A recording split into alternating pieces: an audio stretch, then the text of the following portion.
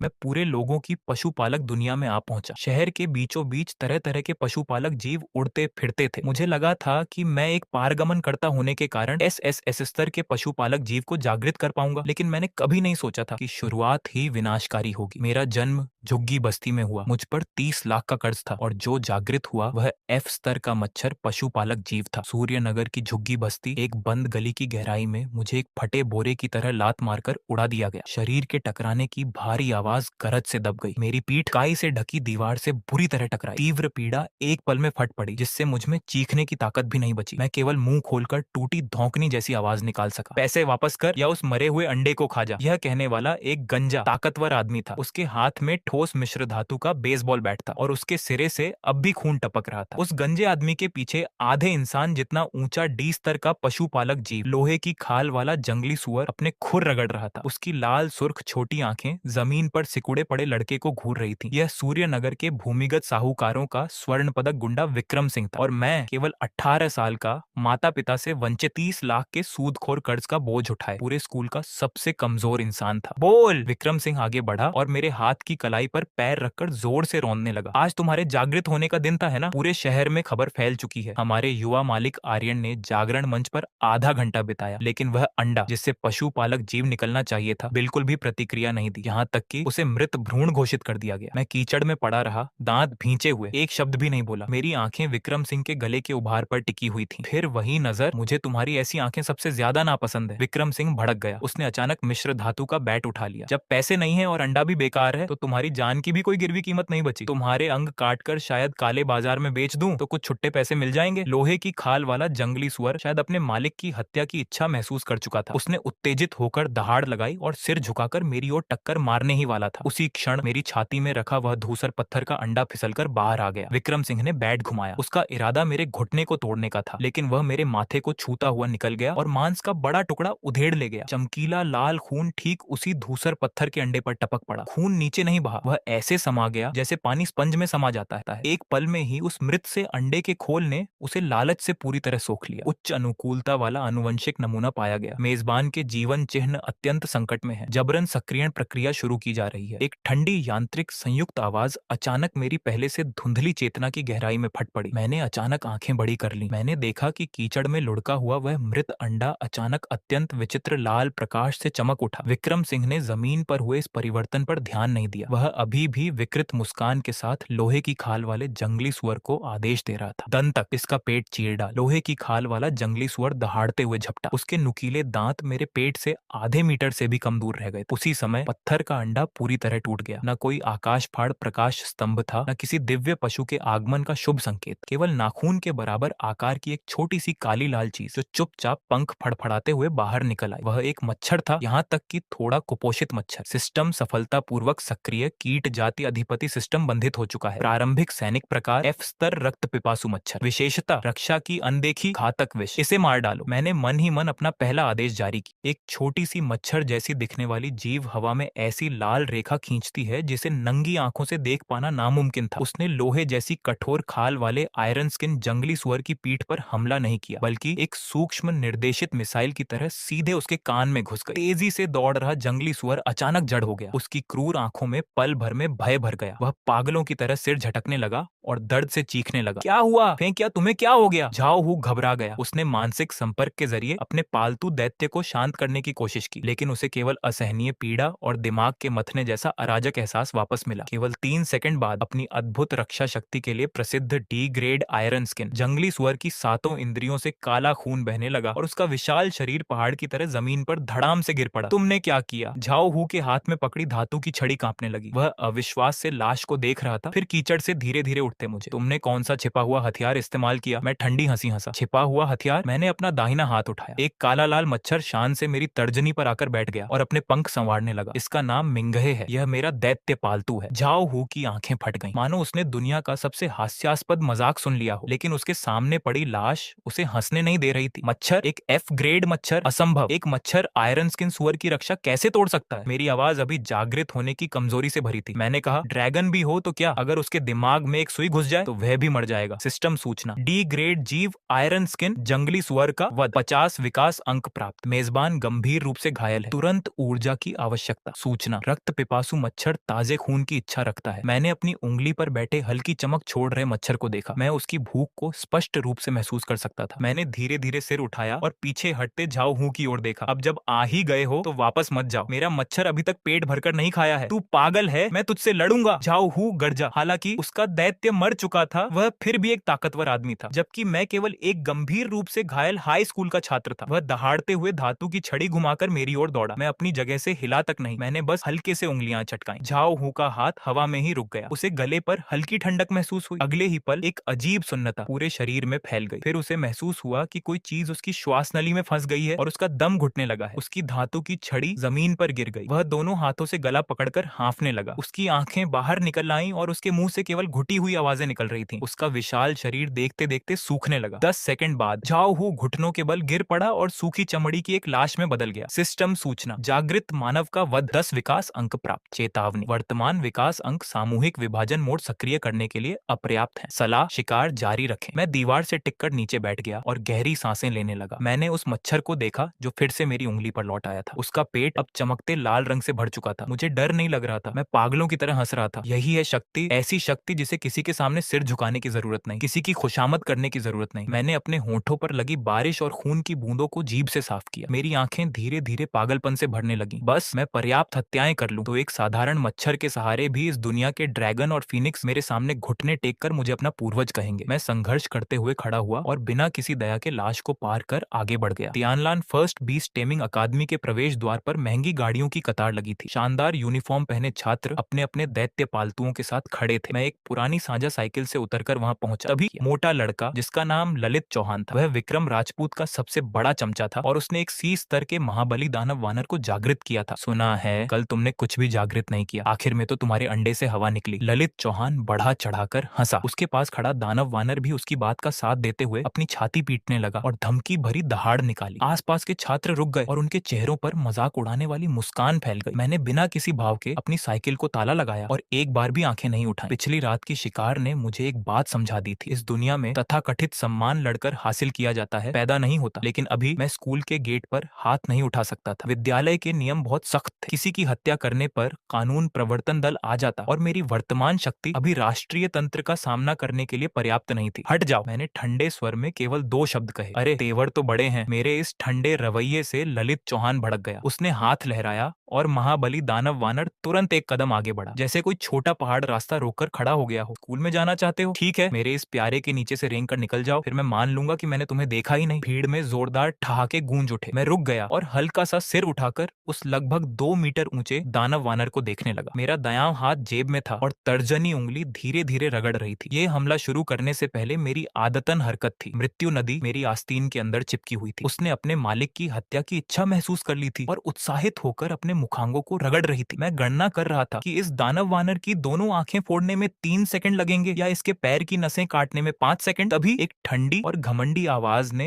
इस तमाशे को बीच में रोक दिया। ललित चौहान, रास्ता मत रोको, मेरी राह गंदी हो रही है। भीड़ तुरंत शांत हो गई और अपने आप एक रास्ता बन गया। एक तैरती हुई लग्जरी कार धीरे धीरे आकर रुकी। उसका दरवाजा खुला और एक युवक बाहर निकला। उसके कंधे पर एक एस स्तर का पशुपालक जीव, एक नन्हा ड्रैगन बैठा था। ललित चौहान ने तुरंत चापलूसी भरा चेहरा बना लिया। अरे विक्रम भाई, मैं तो बस इस आदमी को सबक सिखा रहा था जो पूरे विद्यालय की बदनामी कर रहा है। विक्रम राजपूत ने अपने कंधे पर बैठे नन्हे ड्रैगन को हल्के से सहलाते हुए कहा, क्या शेर कभी सड़क के कुत्तों की परवाह करता है? आज नए छात्रों की परीक्षा का दिन है, ऐसे लोगों पर अपनी ताकत बर्बाद मत करो। चलो। यह कहकर वह सीधे मेरे पास से गुजर गया। ललित चौहान ने मुझे घूरा। आज तुम्हारी किस्मत अच्छी है, दोपहर की वास्तविक युद्ध परीक्षा में मैं अखाड़े पर तुम्हारी खबर लूंगा। भीड़ बिखर गई। मैं वहीं खड़ा रहा और विक्रम राजपूत की पीठ को देखते हुए मेरे होठों पर एक क्रूर मुस्कान उभर आई। शेर, सड़क के कुत्ते, उम्मीद है जब तुम्हारा ड्रैगन सूखकर मम्मी बन जाएगा तब भी तुम्हारे चेहरे पर यही घमंड रहेगा। आकाशदीप प्रथम पशुपालक अकादमी के पीछे का पर्वतीय परीक्षण क्षेत्र। यहाँ बड़ी संख्या में निम्न स्तर के दैत्य पशु पाले जाते थे। यह नए छात्रों के युद्ध प्रशिक्षण और अपने पशुपालक जीवों को खिलाने का स्थान था। आमतौर पर छात्र समूह बनाकर शिक्षकों की निगरानी में यहाँ आते थे, लेकिन मैं अकेले ही मुख्य रास्ते से बचता हुआ सबसे घने जंगल वाले क्षेत्र में घुस गया। मेरा यहाँ आने का केवल एक उद्देश्य था, सेना तैयार करना।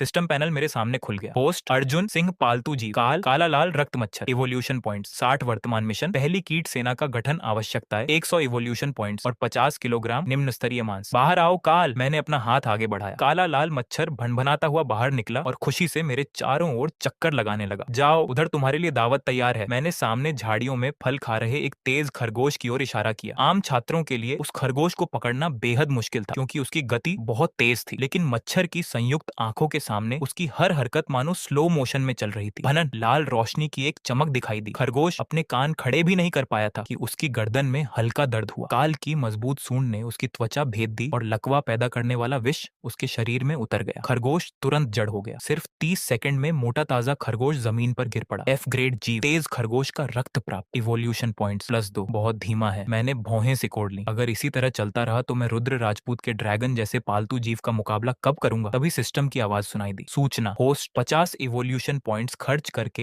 एकल विभाजन क्षमता सक्रिय कर सकता है। काल पहली पीढ़ी के श्रमिक मच्छरों को जन्म देगा। बस यही सुनना चाहता था। मैंने बिना एक पल गंवाए क्षमता सक्रिय कर दी। खरगोश के शव पर बैठा काल अचानक बुरी तरह कांपने लगा। उसका पेट तेजी से फूलने और सिकुड़ने लगा। कुछ क्षण बाद उसके शरीर से लाल मणियों जैसे 10 छोटे अंडे बाहर निकले। हवा के संपर्क में आते ही वे अंडे तुरंत फूट गए। साधारण मक्खी जितने बड़े 10 श्रमिक मच्छर पैदा हुए। उनके पास भी नुकीली सूंड थी। वे काल जितने शक्तिशाली नहीं थे, लेकिन उनकी सबसे बड़ी ताकत उनकी संख्या थी। मैंने अपने चारों ओर उड़ते 11 मच्छरों को देखा और मेरी आंखों में महत्वाकांक्षा की आग भड़क उठी। यह तो बस शुरुआत है। मैंने हाथ लहराया। जाओ, इस जंगल में जो भी जीवित है उसका खून चूस लो। 11 मच्छर छोटे बम वर्षक विमानों की तरह अलग अलग दिशाओं में उड़ गए और घने जंगल में गायब हो गए। कुछ ही देर में पूरे पहाड़ी जंगल के बाहरी हिस्से पर एक अजीब सन्नाटा छा गया। बिलों में छिपे चूहे, पेड़ों पर लिपटे सांप, यहाँ तक कि रास्ते से गुजरते जंगली सुअर भी उनकी शिकार सूची से नहीं बच पाए। बड़े जानवरों के लिए एक मच्छर केवल हल्की खुजली हो सकता था, लेकिन जब 10 मच्छर एक साथ हमला करें तो वह ऐसी यातना बन जाती है जिससे बचना असंभव है। Evolution points +1 evolution points +2 evolution points +5 system panel के आंकड़े पागलों की तरह बढ़ने लगे। आधे घंटे बाद मैं एक पत्थर पर बैठा था। मेरे पैरों के पास कई सूखे और खून रहित छोटे राक्षसी जानवरों की लाशें पड़ी थीं और मेरे चारों ओर उड़ती मच्छरों की सेना 11 से बढ़कर 100 हो चुकी थी। अब वे कुछ कीड़े नहीं रह गए थे। वे एक काले बादल में बदल चुके थे जिसे देखकर किसी की भी रूह कांप जाए। यही कीट जाति की सबसे डरावनी विशेषता थी, स्नोबॉल प्रभाव। जब तक खून और मांस मिलता रहेगा वे अंतहीन दुःस्वप्न बने रहेंगे। बस अभी के लिए इतना काफी है। मैंने सिस्टम में जमा 500 इवोल्यूशन पॉइंट्स को देखते हुए नरसंहार रुकवा दिया। संख्या फिलहाल पर्याप्त है। अब मुझे गुणवत्ता चाहिए। मेरी नजर काल पर गई। लगातार भोजन और विभाजन के कारण उसका शरीर पहले से बड़ा हो चुका था। जांच पूरी, इवोल्यूशन पॉइंट्स पर्याप्त। क्या पहली जातीय उन्नति शुरू की जाए? इवोल्यूशन दिशा, रक्त सम्राट, मच्छर आवश्यक सामग्री, ई ग्रेड राक्षसी जीव के रक्त का एक नमूना। ई ग्रेड राक्षसी जीव। मैंने आंखें संकरी कर ली। बाहरी क्षेत्र में केवल F ग्रेड जीव थे। अगर मुझे ई ग्रेड जीव चाहिए तो मुझे जंगल के और गहरे हिस्से में जाना ही होगा। टैंक जैसी विशाल लोहे की बख्तरबंद गैंडा पूरी रफ्तार से दौड़ रही थी। यह ई स्तर की शिखर दैत्य प्रजाति स्पष्ट रूप से अत्यधिक क्रोधित अवस्था में थी। उसकी गहरी लाल आंखों में विनाश की इच्छा जल रही थी। काव्या शर्मा पूरी तरह निराश हो चुकी थी। उसका पशुपालक जीव, एक प्यारी सी प्रकाश परी, 3 मिनट पहले ही गैंडे के एक पैर तले मांस के लोथड़े में बदल चुकी थी। इस समय वह केवल किसी चमत्कार की आशा कर सकती थी। लोहे की बख्तरबंद गैंडा अचानक और तेज हो गई। दोनों के बीच की दूरी पल भर में सिमट गई। काव्या शर्मा का पैर फिसला और वह सड़े हुए पत्तों से भरे कीचड़ में बुरी तरह गिर पड़ी। उसने भयभीत होकर पीछे मुड़कर देखा। वह सींग जो स्टील की प्लेट तक भेद सकता था उसकी आंखों के सामने तेजी से बड़ा होता जा रहा था। निराशा में उसने आंखें बंद कर ली। 1 सेकंड, 2 सेकंड, कल्पना की गई असहनीय पीड़ा नहीं आई। अचानक पंखों की घनी भनभनाहट गूंज उठी जिसने पल भर में गैंडे की गर्जना को दबा दिया। काव्या शर्मा कांपते हुए आंखें खोलती है। उसने ऐसा दृश्य देखा जिसे वह जीवन भर नहीं भूल पाएगी। गैंडे का सींग उसकी नाक से 10 सेंटीमीटर से भी कम दूरी पर था, लेकिन यह विशालकाय जीव मानो किसी अदृश्य दीवार से टकरा गया हो और अचानक रुक गया। पता नहीं कब गैंडे का सिर हजारों नाखून जितने छोटे मच्छरों से घिर चुका था। लोहे की बख्तरबंद गैंडा ने अत्यंत दर्द भरी चीख निकाली। वह पागलों की तरह अपना विशाल सिर झटकने लगी। इन परेशान करने वाले कीड़ों को हटाने की कोशिश करने लगी। उसने अपने सींग से जमीन पर प्रहार किया, अपने शरीर को पेड़ों से रगड़ा, यहाँ तक कि जमीन पर लौटने लगी, लेकिन सब व्यर्थ था।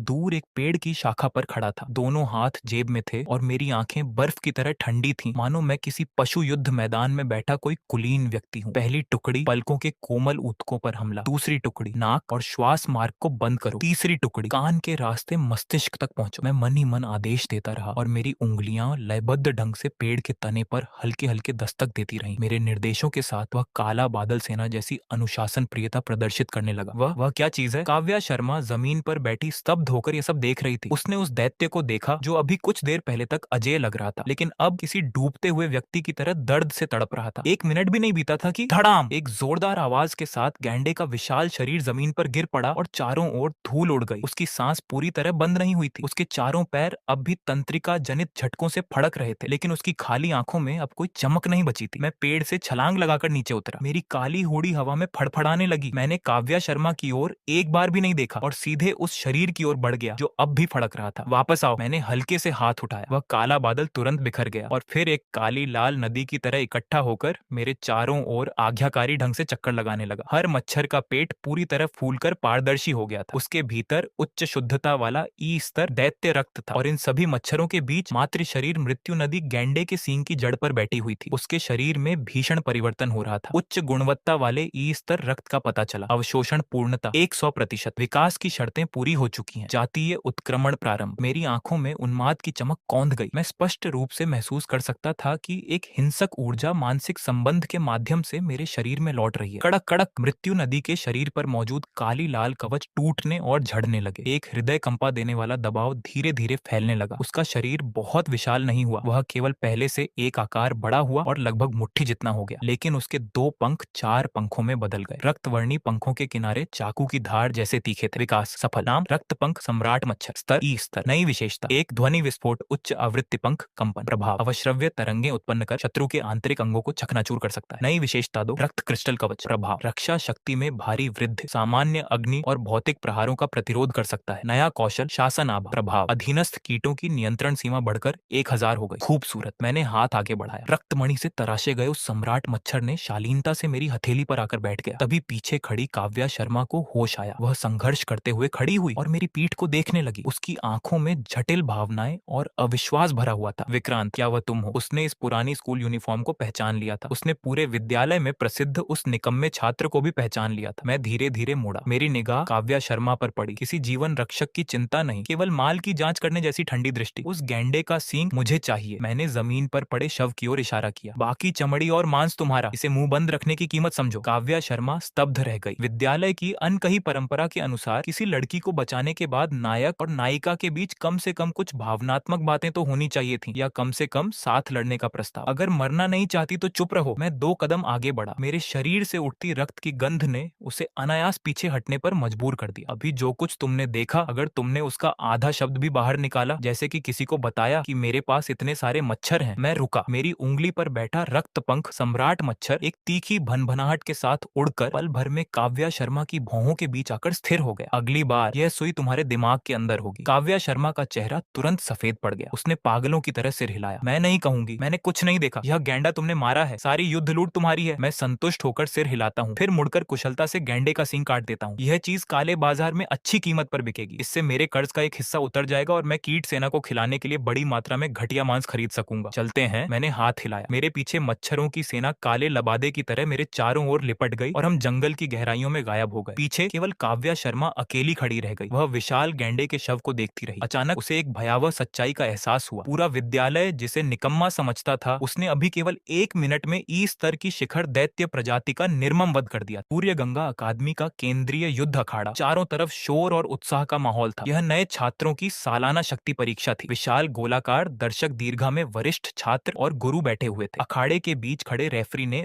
ऊंची आवाज में घोषणा की, अगला मुकाबला कक्षा 12-2 के रोहित चौहान बनाम कक्षा 12-9 के विक्रम सिंह। हा हा हा हा। पूरा स्टेडियम ठाकों से गूंज उठा। विक्रम सिंह, वही बदकिस्मत लड़का जिसने मरा हुआ अंडा निकाला था। सुना है उसने F ग्रेड का एक मच्छर जगाया है। इसमें लड़ाई करने की क्या जरूरत? रेफरी सीधे हार घोषित कर दे। समय बर्बाद मत करो। रोहित के वज्र वानर को देखा है? वह C ग्रेड शक्ति प्रकार का दैत्य है। एक मुक्के में उस लड़के को मांस के लोथड़े में बदल देगा। पूरे मैदान की हंसी और उपहास के बीच रोहित चौहान गर्व से अखाड़े पर चढ़ गया। उसके पीछे उसका वज्र वानर खड़ा था, पूरे 2.5 मीटर लंबा। शरीर की मांसपेशियां लोहे की रस्सियों की तरह उभरी हुई थीं। उसने अपनी छाती पीटी और जोरदार दहाड़ लगाई। धड़ धड़। चारों तरफ धूल का गुबार उठ गया। रोहित ने दूसरी ओर के प्रवेश द्वार की तरफ देखकर जोर से चिल्लाया, ओए कूड़े, अगर डर गया है तो घुटनों के बल आकर 3 बार सिर टेक दे, फिर मेरे पैरों के नीचे से रेंग कर निकल जा। आज मेरा मूड अच्छा है, शायद मैं तुझे आधे महीने अस्पताल में पड़े रहने से बचा दूं। अंधेरे गलियारे से अचानक साफ कदमों की आवाज आने लगी। टप टप। कदमों की रफ्तार स्थिर थी, न तेज न धीमी। मैं धीरे धीरे बाहर आया, दोनों हाथ जेब में थे। सुबह की धूप मेरे पीले चेहरे पर पड़ रही थी, जिससे मेरे चेहरे पर एक अजीब सी बीमार लेकिन शांत आलस भरी मुस्कान दिखाई दे रही थी। मैंने रोहित की तरफ देखा तक नहीं, बस सिर उठाकर रेफरी से पूछा, क्या मुकाबला शुरू किया जा सकता है? रेफरी ने भौहें से कोड़ ली। उसे मेरा यह रवैया बिल्कुल पसंद नहीं आया। दोनों पक्ष अपनी अपनी जगह लें। नियम बहुत सरल है, जब एक पक्ष हार मान ले या लड़ने में असमर्थ हो जाए, मुकाबला समाप्त माना जाएगा। जानबूझकर किसी को अपंग बनाना या मारना सख्त मना है। उसने हाथ नीचे गिराया। मुकाबला शुरू, मौत बुला रहा है। पूरी तरह नजरअंदाज के जाने पर रोहित चौहान का चेहरा गुस्से से लाल पड़ गया। उसने उंगली मेरी तरफ तान दी। वज्रवानर, इसे कुचल दो। शिला भंजक मुक्का। वज्रवानर ने आसमान हिला देने वाली दहाड़ लगाई। उसका विशाल शरीर अचानक आगे झपटा। वह तोप से निकले गोले की तरह मेरी तरफ टूट पड़ा। उसके विशाल मुक्के पर मिट्टी पीली रोशनी चमक उठी और भारी वायु दाब के साथ वह सीधे मेरे चेहरे की ओर आ गिरा। अगर ये मुक्का सच में लग जाता तो इंसान की बात तो दूर, ग्रेनाइट की चट्टान भी चकनाचूर हो जाती। दर्शक दीर्घा में बैठी लड़कियां डर से चीख उठी। सबसे ऊंचे वीआईपी मंच पर विक्रम राठौड़ बैठा था। वह हाथ में रेड वाइन का गिलास घुमा रहा था और उसके होंठों पर तिरस्कार भरी मुस्कान थी। वाओ, एक तरफा मुकाबला। लेकिन अगले ही पल सभी के चेहरे जम गए। पहाड़ की तरह टूटकर आते उस विशाल मुक्के को देखकर मैं नहीं हटा। मैंने बस हल्का सा सिर तिरछा किया और उंगलियां चटका दी। तभी लाल बिजली की एक चमक भयावह गति से हवा को चीरती हुई निकली। बलशाली दानव वानर का मुक्का मेरी नाक से केवल 1 इंच दूर था, लेकिन वह अचानक रुक गया। उसका विशाल शरीर अभी भी हमला करने की मुद्रा में था, लेकिन उसकी खूंखार आंखें एक पल में रक्तिम हो उठी। फिर उसने अपना मुंह खोलकर दहाड़ने की कोशिश की, मगर उसके गले से कोई आवाज नहीं निकली। धड़ाम! दानव वानर के घुटने मुड़ गए और वह मेरे सामने भारी आवाज के साथ घुटनों के बल गिर पड़ा। उसके माथे के बीचों बीच एक छोटा सा लाल बिंदु उभर आया था। मैंने ऊपर से उसकी ओर देखते हुए कहा, तो यही है तुम्हारा सीस स्तर का पशुपालक जीव? फिर मेरी नजर थोड़ी दूर खड़े डर से सुन्न पड़े रोहित सिंह पर पड़ी। एक पारदर्शी रक्तिम चमक बिखेरता हुआ मच्छर दानव वानर के सिर के पीछे हवा में स्थिर मंडरा रहा था। अभी अभी रक्तपंख सम्राट मच्छर ने ध्वनि की गति से भी अधिक वेग से दानव वानर के माथे को भेद दिया था। उसके तंत्रिका केंद्र को एक ही क्षण में नष्ट कर दिया था और फिर उसके सिर के पीछे से बाहर निकल आया था। पूरा मैदान मौत जैसी खामोशी में डूब गया। जो लोग कुछ क्षण पहले तक मेरा मजाक उड़ा रहे थे, वे अब ऐसे खड़े थे जैसे किसी ने उनका गला दबा दिया हो। सबके मुंह खुले थे, मगर किसी की आवाज नहीं निकल रही थी। यहाँ तक कि वीआईपी मंच पर बैठे विक्रम राठौड़ के हाथ का वाइन ग्लास भी कांप उठा। वह अचानक खड़ा हो गया और उस लाल मच्छर को घूरने लगा। उसकी आंखों की पुतलियां तेजी से सिकुड़ गईं। वह एक मच्छर है नहीं, यह गति, यह भेदन शक्ति। मैं धीरे से झुका और दानव वानर के कठोर गाल पर थपकी दी। केवल शरीर बड़ा होने से क्या होता है? मैं खड़ा हुआ और मेरी निगाह पूरे मैदान पर घूमती हुई अंत में रोहित सिंह के पीले पड़ चुके चेहरे पर जाकर रुकी। अब भी चाहता है कि मैं तेरे पैरों के नीचे से निकलूं? रोहित सिंह के दोनों पैर जवाब दे गए और वह सीधे जमीन पर बैठ गया। मैं हार मानता हूँ, मुझे मत मारो, कृपया मुझे मत मारो। तभी रेफरी ने कांपती आवाज में घोषणा की, विजेता कक्षा 12 का आर्यवीर। मैं बिना कुछ कहे मुड़ गया। न कोई जीत का आनंद, न कोई धमकी, क्योंकि यह तो बस शुरुआत थी। मुझे ऐसी बच्चों जैसी जीत नहीं चाहिए थी। मैंने जेब में रखे उस कागज को छुआ। जंगली क्षेत्र परीक्षण का आवेदन पत्र, वही मेरी असली रणभूमि थी। रात ढल चुकी थी। सूर्यनगर की सीमा पर स्थित 7वां सैन्य प्रतिबंधित क्षेत्र, रक्तधुंध मरुभूमि, विशाल सर्च लाइटें, कंटीली तारों और प्रहरी टावरों के बीच लगातार घूम रही थी। यह मानव सभ्यता और जंगली पशु प्रदेश की सीमा थी। कंटीली तारों के बाहर अंतहीन आदिम जंगल फैला हुआ था, जहाँ साल भर हल्के विष से भरी लाल धुंध छाई रहती थी। उसके भीतर अनगिनत खूंखार पशु रहते थे। साधारण विद्यार्थियों के लिए यह निषिद्ध क्षेत्र था, लेकिन मेरे लिए यह स्वर्ग था। एक सैन्य ट्रक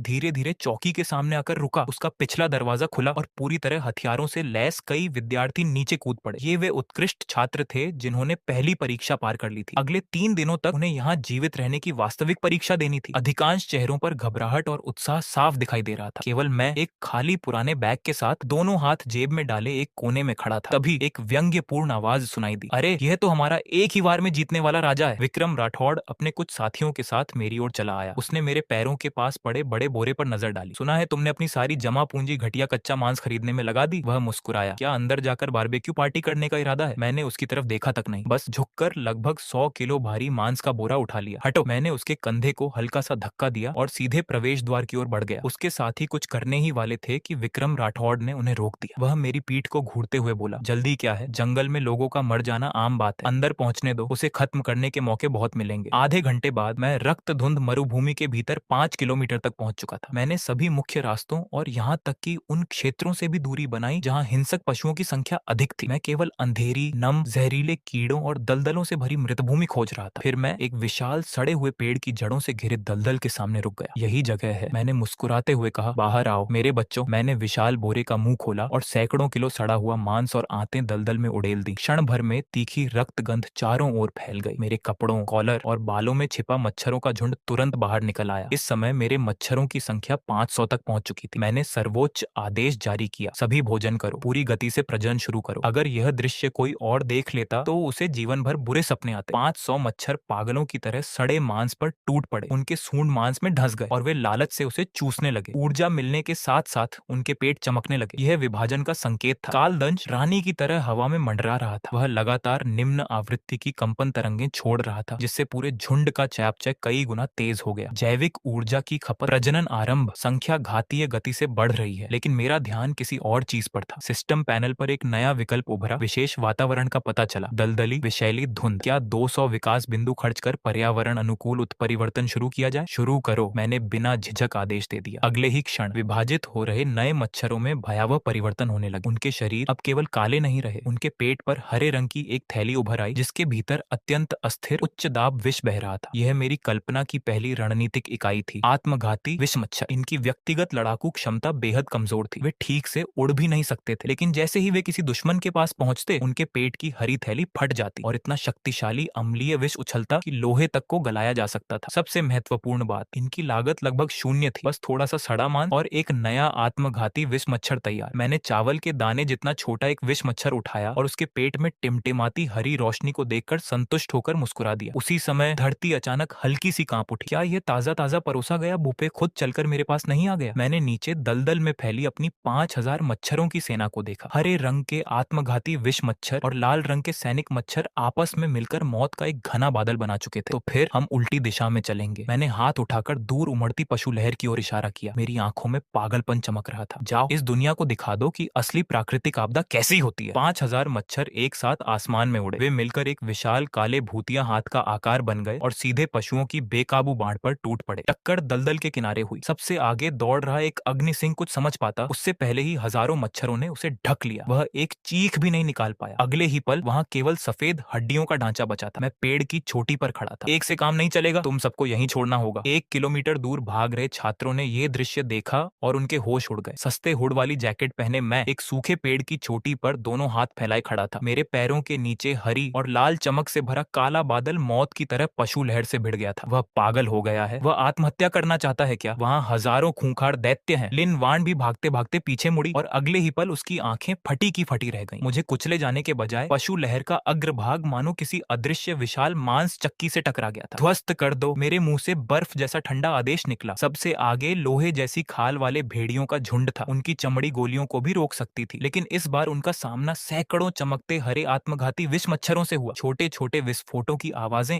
एक साथ गूंज उठी। एक विस्फोट से शायद कुछ न होता, लेकिन इन मच्छरों का असली आतंक उनका तीव्र अम्लीय विष था। हरा जहरीला द्रव भेड़ियों की आंखों, नाक और यहाँ तक कि उनकी लोहे जैसी पीठ पर गिरा। वे दर्द से जमीन पर तड़पने लगे। मैंने हाथ हिलाया। सैनिक दस्ते हमला। 3000 सैनिक मच्छर खून की गंध पाकर शार्क की तरह टूट पड़े। अब उन्हें किसी कमजोरी को ढूंढने की जरूरत नहीं थी, क्योंकि हर जगह कमजोरी ही कमजोरी थी। वे अम्ल से बने घावों के अंदर घुस गए। एक विशाल भेड़िया जैसे ही दहाड़ने के लिए मुंह खोलता, दर्जनों मच्छर उसके गले के अंदर घुस गए। 3 सेकंड बाद 400 किलो वजनी भेड़िया धड़ाम से गिर पड़ा। उसी समय वे मच्छर, जिनके पेट खून से फूल चुके थे, हवा में ही विभाजित हो गए। मेरी आंखों के सामने सिस्टम लगातार चमक रहा था। टिंग, लोहे की पीठ वाले भेड़िए का वध, विकास अंक +5 ऊर्जा अधिशेष, स्वचालित विभाजन सक्रिय, वर्तमान कीट सेना 6200। मैंने नीचे फैले नरक को देखा। मेरी आंखों में दया का नामो निशान नहीं था, सिर्फ संख्याओं का पागलपन था। आगे वाले मर जाएं तो पीछे वाले पैदा हो जाएं। जब तक मैं जीवित हूं, मेरी सेना अनंत। उसी समय पशु लहर की दूसरी टुकड़ी भी मैदान में उतर आई। इस बार सामने थे विशाल लौह सींग जंगली भैंसों के झुंड और तेज धारदार पंजों वाले दरांती नेवले। उनकी भारी संख्या का असर तुरंत दिखाई देने लगा। अनगिनत मच्छर लोहे जैसे खुरों तले कुचल दिए गए। कई मच्छर दरांती जैसे पंजों से 2 टुकड़ों में कट गए। मैंने देखा कि कुछ ही सेकंड में मेरी कीट सेना की संख्या सैकड़ों कम हो गई, लेकिन मेरे चेहरे पर घबराहट का नामो निशान नहीं था। मैं हल्का सा मुस्कुराया। थकाने वाली लड़ाई, कीट सेना को सबसे कम डर इसी चीज से लगता है। मैंने अपनी मानसिक शक्ति को चरम सीमा तक पहुंचा दिया। कालदंश महारानी क्षेत्र सक्रिय करो। मेरे कंधे पर शांत बैठा कालदंश आखिरकार हवा में उड़ गया। वह युद्ध भूमि के ठीक ऊपर जाकर मंडराने लगा। उसके 6 पंख अत्यधिक गति से कंपन करने लगे। उनसे ऐसी निम्न आवृत्ति की ध्वनि निकल रही थी जिसे इंसान सुन ही नहीं सकते थे, लेकिन हर मच्छर उसके प्रभाव में पागलों की तरह उन्मत्त हो उठा। सभी सैनिक मच्छरों की गति अचानक 30% बढ़ गई, लेकिन असली डरावना दृश्य अभी बाकी था। कालदंश ने अपना गहरा बैंगनी सूंढनुमा मुख खोला और जोर से सांस खींची। युद्ध भूमि में फैली खून की धुंध लाल धाराओं में बदलकर उसकी ओर बहने लगी। अगले ही पल उसने नीचे नीचे हजारों अंडे बरसा दिए। वे अंडे जमीन छूते ही फूट गए। 1000 मच्छर मरे, कोई बात नहीं, अगले ही पल 2000 नए मच्छर जन्म ले चुके थे। युद्ध से ही सेना का पालन पोषण। यही कारण था कि संपूर्ण ब्रह्मांड की सभी जातियां कीट साम्राज्य को सबसे बड़ा निषिद्ध अस्तित्व मानती थी। पास की ऊंची पहाड़ी पर रक्षा दल का कप्तान जगत सिंह दूरबीन नीचे करते हुए स्तब्ध रह गया। वह पहले ही मान चुका था कि 100 से अधिक छात्र आज मारे जाएंगे और शायद वह स्वयं भी अपनी जान गंवा देगा। लेकिन अब जो पशु लहर पूरी रक्षा पंक्ति को कुचल देने वाली थी, वह बीच से 2 हिस्सों में बढ़ चुकी थी। पशु लहर के केंद्र में एक विशाल काला भंवर बन गया था। वह ऐसा लग रहा था मानो कोई अथाह खाई हो। जितने भी दैत्य उसमें घुसते फिर कभी बाहर नहीं आते। और उस भंवर के ठीक बीच एक लड़का पेड़ की सबसे ऊंची डाल पर खड़ा था। संचार अधिकारी कांपती आवाज में बोला, रिपोर्ट कप्तान, उस क्षेत्र में जीवों की संख्या विस्फोटक गति से बढ़ रही है। 30,000 नहीं, अब उससे भी ज्यादा। लेकिन उस लड़के की जीवन ऊर्जा बिल्कुल स्थिर है, बल्कि लगातार बढ़ रही है। जगत सिंह ने सूखे गले से लार निकली। यह आखिर किस परिवार का राक्षसी प्रतिभा वाला छात्र है? उसका पालतू जीव देवता है या शैतान? तभी पशु लहर के भीतर से इंसानों की दर्द भरी चीखें सुनाई दी। एक छात्र दल पीछे छूट गया था। वे एक विशाल चट्टान पर घिरे हुए थे। चारों ओर कई छाया तेंदुए उन्हें घेर चुके थे। एक लड़की रोते हुए दूर पहाड़ी की ओर चिल्लाई, आर्यन भैया, हमें बचाइए। इस समय आर्यन मल्होत्रा पहले ही सुरक्षित पहाड़ी पर पहुंच चुका था। उसने आवाज सुनी, उसने छाया तेंदुओं की तरफ देखा, फिर दांत भींचे और दूसरी ओर मुंह फेर लिया। मजाक है क्या? इस समय वापस गया तो सीधी मौत है। लेकिन मेरी नजर उस तरफ चली गई। मैं उन्हें बचाने नहीं जा रहा था। असल में उन छाया तेंदुओं की खाल मुझे अच्छी लगी। उनसे और भी ऊंचे दर्जे की कीट प्रजातियां तैयार की जा सकती थी। मैंने बस एक उंगली आगे बढ़ाई। जाओ। 500 मच्छर तुरंत झुंड से अलग हो गए। वे बिजली की रफ्तार से उन छाया तेंदुओं पर टूट पड़े। तेंदुओं को पंजा मारने तक का मौका नहीं मिला। कुछ ही पल में वे पूरी तरह मच्छरों के काले बादल में गायब हो गए। वे जमीन पर तड़पते और लौटते रहे, अपने शरीर से मच्छरों को हटाने की कोशिश करते रहे, लेकिन मच्छर हर दरार में घुस चुके थे। सिर्फ 10 सेकंड बाद वे भयानक छाया तेंदुए हमेशा के लिए शांत हो चुके थे। चट्टान पर बैठे छात्र वहीं ढेर हो गए। सब जोर जोर से सांस लेने लगे। उन्होंने सिर उठाकर मेरी ओर कृतज्ञता से देखा। एक लड़का भावुक होकर बोला, विक्रम भैया, बहुत बहुत धन्यवाद। आपने हमारी जान बचा ली। आज से आप ही हमारे बड़े भाई हैं। अब से हम हमेशा आपके साथ रहेंगे। मैं बिना कोई जवाब दिए उनके पास पहुंचा। मैंने उनकी तरफ देखा तक नहीं, सीधे झुककर एक छाया तेंदुए का पेट चीर दिया, अंदर से चमकता काला बीस्ट कोड निकाला और अपनी जेब में रख लिया। फिर बिना सिर उठाए शांत स्वर में बोला, गलत मत समझना, मुझे बस ये पसंद नहीं कि कोई मेरी शिकार की सामग्री को हाथ लगाए। इतना कहकर मैं फिर से सबसे घनी पशु लहर की ओर दौड़ पड़ा। पीछे खड़े छात्र एक दूसरे का चेहरा देखते रह गए। उन्हें अचानक एहसास हुआ उस आदमी की नजरों में वे मरे हुए दैत्य असल में कोई अलग नहीं थे। समय बीतता गया। मेरी मच्छर सेना की संख्या बढ़ते बढ़ते 50,000 तक पहुंच चुकी थी। जहां जहां वह काला झुंड गुजरता, वहां मौत के अलावा कुछ भी बाकी नहीं बचता था। जहां जहां ये युद्ध गुजरा, वहां घास का एक तिनका तक नहीं बचा। यहाँ तक कि पशु लहर भी डरने लगी थी। जो जंगली जानवर अभी तक पागलों की तरह भाग रहे थे, वे अब सहज ही इस विनाशकारी क्षेत्र को चक्कर काटकर पार करने लगे। मजा आ रहा था, बहुत मजा। मैंने सिस्टम पैनल पर नजर डाली। मेरे विकास अंक 5000 की सीमा पार कर चुके थे। लेकिन तभी जंगल की सबसे गहरी दिशा से एक भयावह दबाव अचानक फूट पड़ा। उसकी आभा इतनी शक्तिशाली थी कि हवा में उड़ रहे कई निम्न स्तरीय सैनिक मच्छर सीधे बेहोश होकर नीचे गिर पड़े। फिर एक दहाड़ गूंजी, मानो आकाश में बिजली फट गई हो। दूर उमड़ती पशु लहर एक साथ जमीन पर घुटनों के बल झुक गई। यह सम्मान नहीं था, यह उनके जीन की गहराइयों से उपजी पूर्ण अधीनता थी। मैंने अचानक पीछे मुड़कर देखा और मेरी पुतलियां सिकुड़ गईं। पशु लहर के स्रोत पर एक भयानक विशाल दैत्य खड़ा था। उसकी ऊंचाई 3 मंजिला इमारत के बराबर थी। उसका पूरा शरीर नीली बिजली से लिपटा हुआ था। वह धीरे धीरे जंगल से बाहर निकला। उसका हर कदम जमीन पर एक जला हुआ गहरा गड्ढा छोड़ रहा था। उसकी पीठ पर बिजली रोकने वाली छड़ों जैसे विशाल कांटे खड़े थे और उसकी दोनों आंखें सर्च लाइट की तरह युद्ध भूमि पर खड़े एकमात्र मनुष्य पर टिकी थी। मेरे सामने सिस्टम की रक्त लाल चेतावनी चमक उठी। चेतावनी, चेतावनी, लॉर्ड स्तरीय जीव का आगमन। लक्ष्य वज्र भाला टाइटन विशाल छिपकली। स्तर सी ग्रेड लॉर्ड। खतरे का स्तर अत्यंत घातक। तुरंत भागने की सलाह दी जाती है। लॉर्ड स्तरीय। मैंने अपने सूखे होंठों पर जीभ फेरी। कोई सामान्य छात्र इसे देखते ही डर के मारे बेहोश हो जाता, लेकिन मैं पीछे नहीं हटा। उल्टा मेरी आंखों में लालच की आग भड़क उठी। 5000 विकास अंक। अगर इसे मार दूं तो क्या मेरे अंक 10,000 पार कर जाएंगे? और अगर इसे खा लिया तो मेरी मिंघे किस रूप में विकसित होगी? मैंने धीरे धीरे अपना दायां हाथ उठाया और उस देव दानव जैसे विशाल जीव को बीच की उंगली दिखा दी। आजा बड़े भाई, देखते हैं तेरी खाल ज्यादा मोटी है या मेरे दांत ज्यादा तेज। वज्र भाला टाइटन छिपकली स्पष्ट रूप से उकसा दी गई थी। उसकी पीठ के कांटे अचानक चमकीली नीली रोशनी से जगमगा उठे। बिना एक पल गंवाए उसने अपना बड़ा हमला कर दिया। कौशल सक्रिय। बिजली का कारागार। उसकी पीठ से एक विशाल बिजली की श्रृंखला निकली और अगले ही क्षण अनगिनत विद्युत चापों में टूटकर सामने 500 मीटर के पंखे के आकार वाले क्षेत्र को ढक लिया। घने कीट झुंड के लिए यह पूर्ण विनाश था। चट छट छट हवा में जले हुए मांस की गंध फैल गई। मैंने अपनी आंखों के सामने अपनी 50,000 मच्छरों की सेना का 1/3 हिस्सा पल भर में समाप्त होते देखा। झुंड का स्वामी होने के कारण उनकी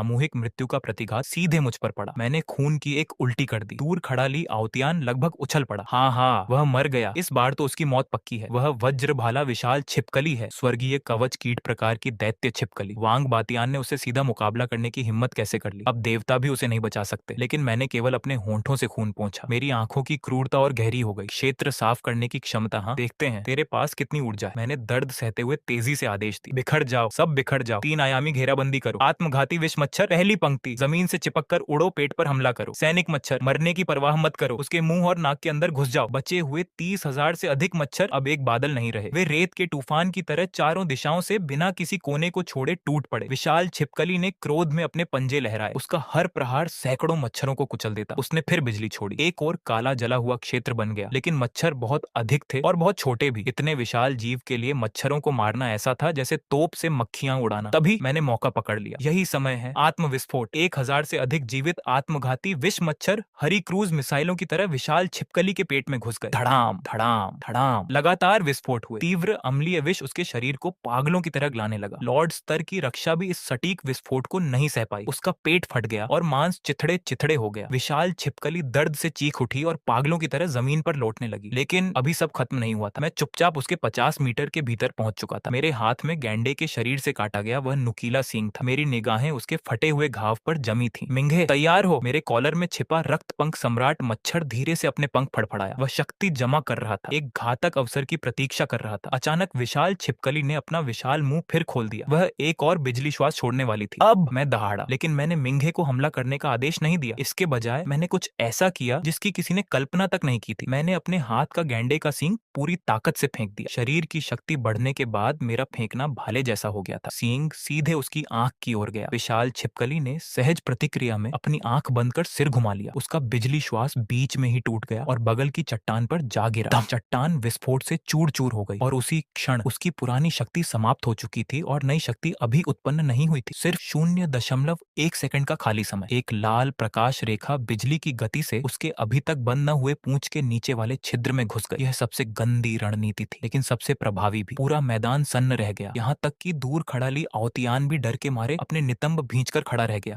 यह तो बहुत ही नीच तरीका है। अगले ही पल लॉर्ड स्तर का यह दैत्य अचानक जम गया। उसकी आंखें बाहर निकल आईं। उसके पूरे शरीर की मांसपेशियां भयानक रूप से ऐंठने लगीं। वह चीखना चाहता था, लेकिन उसके गले में कुछ अटका हुआ था, क्योंकि उसके शरीर के अंदर नरसंहार शुरू हो चुका था। अंदर घुसी मिंघे ने उसके धधकते गर्म अंगों में अतिवेग से अंडे देना शुरू कर दिया था। हजारों लार्वा उसके शरीर के भीतर एक खूनी दावत मना रहे थे। वज्र भाला टाइटन छिपकली पागलों की तरह चट्टानों से टकराने लगी। उसने अपने भीतर के कीड़ों को बिजली से मारने की कोशिश की, लेकिन इससे केवल उसके अंदरूनी अंग और तेजी से जलने लगे। सिर्फ 1 मिनट बाद एक पूरी सेना को नष्ट करने में सक्षम सी ग्रेड लॉर्ड जमीन पर धड़ाम से गिर पड़ा। अगले ही पल उसके 7 छिद्रों से अनगिनत लाल मच्छर बाहर निकल पड़े। टिंग, सी ग्रेड लॉर्ड वज्र भाला टाइटन विशाल छिपकली का वध। विशाल विकास अंक प्लस 5000। दुर्लभ सामग्री प्राप्त। वज्र संचित ड्रैगन अस्थि टाइटन बीस्ट कोर। उच्च स्तरीय बिजली तत्व जीन का पता चला। बधाई, मात्र कीट मिंघे ने द्वितीय विकास की शर्तें पूरी कर ली हैं। मैं थके हुए शरीर के साथ धीरे धीरे उस मांस के पहाड़ की ओर बढ़ा। इस समय विशाल छिपकली के शरीर से निकले मच्छर अपनी रानी मिंघे को घेरे हुए बाहर आ रहे थे। उसका रूप फिर एक बार पूरी तरह बदल चुका था। पहले लाल क्रिस्टल जैसा उसका शरीर अब गहरे बैंगनी रंग से ढका हुआ था। उसका आकार छोटा होकर केवल 1 उंगली जितना रह गया था। 4 पंख अब 6 पंखों में बदल चुके थे। उन पर रहस्यमयी बैंगनी बिजली बह रही थी। उसका सूंडनुमा मुखभाग अर्ध पारदर्शी काले बैंगनी रंग का हो चुका था। विकास सफल। नाम बैंगनी क्रिस्टल वज्र सम्राट मच्छर। तत्व विष बिजली अंधकार। नई विशेषता 1 भूत जैसी तैरण क्षमता। नई विशेषता 2 दंडकारी बिजली विषडंक। नई विशेषता 3 परजीवी कठपुतली। मैंने अपना हाथ आगे बढ़ाया। बैंगनी बिजली से चमकता सम्राट मच्छर धीरे धीरे मेरी उंगली पर आ बैठा। मैंने दूर भागते हुए डरे सहमे पशुओं और उन प्रतिभाशाली सहपाठियों को देखा जिनके चेहरे लाश से भी ज्यादा पीले पड़ चुके थे। मैंने मच्छर के पंखों को हल्के से सहलाया और धीमे स्वर में मुस्कुराकर कहा, ली आवतियान, तुम्हारी वह छोटी छिपकली भी काफी पौष्टिक लगती है ना? सुबह की धुंध अभी पूरी तरह छंटी भी नहीं थी और त्यानलान शहर के पशुपालक संघ के मूल्यांकन हॉल में पहले ही भीड़ उमड़ चुकी थी। यह वह जगह थी जहां शिकारी अपने शिकार से प्राप्त सामग्री बेचते और संसाधनों के बदले उनका आदान प्रदान करते थे। धड़ाम, एक विशाल विशेष शव थैला जोर से मूल्यांकन मेज पर पटक दिया गया। ऊंघ रहा मूल्यांकन अधिकारी चौंक कर उछल पड़ा। उसने चश्मा ठीक किया और गुस्से में यह कहने ही वाला था कि किस नए लड़के ने फर्श गंदा कर दिया है, लेकिन जब उसकी नजर काउंटर के सामने खड़े उस युवक की आंखों से मिली तो उसके होंठों तक आया अपशब्द वापस निकल गया। मेरे कंधे के ऊपर एक साधारण सी काली बैंगनी मच्छर चुपचाप हवा में मंडरा रही थी। जांच करो, सब बेच रहा हूँ, मैंने संक्षेप में कहा। मेरी आवाज भारी और कर्कश थी। मूल्यांकन अधिकारी ने भौहें सिकोड़ते हुए शव थैले की जिप खोली। अगले ही पल उसकी पुतलियां सिकुड़ गईं।